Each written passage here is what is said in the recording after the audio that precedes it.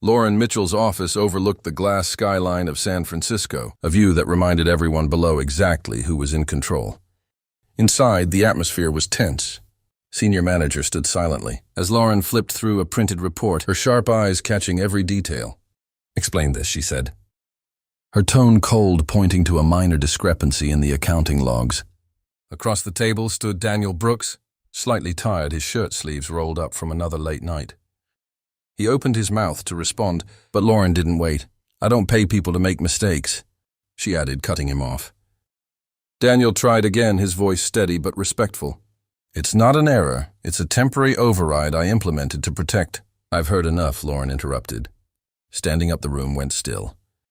No one dared to speak. Her decisions were fast, final, and rarely questioned. "You're terminated, effective immediately."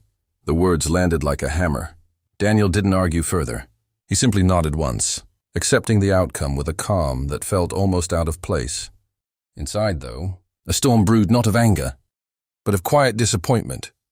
He had spent years building systems no one else fully understood, staying late while others went home, missing dinners with his daughter, just to keep the company running smoothly.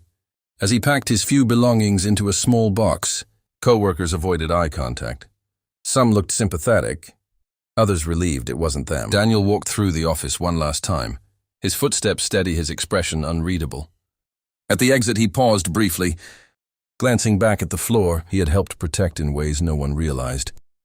Outside, the city buzzed as usual, unaware of what had just happened. Daniel took a slow breath, pulling out his phone for a moment. He hesitated not because he doubted himself, but because he understood the weight of what came next. Then with quiet resolve, he dialed a number. "Yeah," he said calmly. When the call connected, "It's done."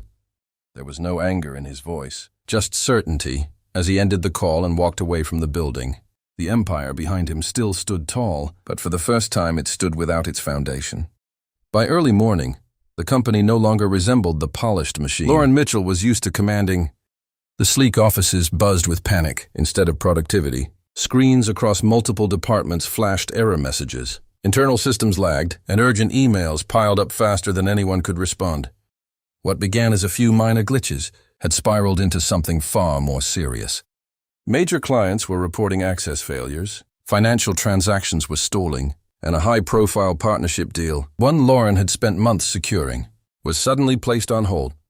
Lauren stood in the center of the operations floor, her usual composure cracking under pressure. "Fix it," she demanded. Her voice sharp, but this time it carried a trace of urgency. The IT team scrambled, fingers flying across keyboards. Yet every attempted solution seemed to expose another layer of problems. It was as if the system itself had been quietly holding everything together, and now, without warning, it was unraveling, "Ma'am," one of the senior engineers said, cautiously approaching her with a tablet in hand. "We've traced the issue to the core security infrastructure. It's highly customized." He hesitated before continuing. "There's almost no documentation. Most of it was managed manually." Lauren's expression tightened. "Who built it?" The room fell silent for a split second before the answer came. Daniel Brooks. The name hit harder than she expected. For a moment, everything around her seemed to blur. The firing, his calm reaction, the unfinished sentence she never let him complete. A realization began to settle in. Heavy and unavoidable, she hadn't just fired an employee. She had removed the one person who truly understood the system that kept her company running. "How long before total failure?" she asked, her voice lower now. "Hours, maybe less if the breaches escalate." The engineer replied. Lauren didn't waste another second. She grabbed her coat and headed out, ignoring the stunned looks behind her.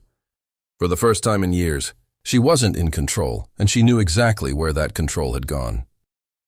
It took time to track Daniel down, but when she finally found him sitting quietly in a small park, watching his daughter play nearby, the contrast struck her deeply. He looked at peace, far removed from the chaos she had left behind.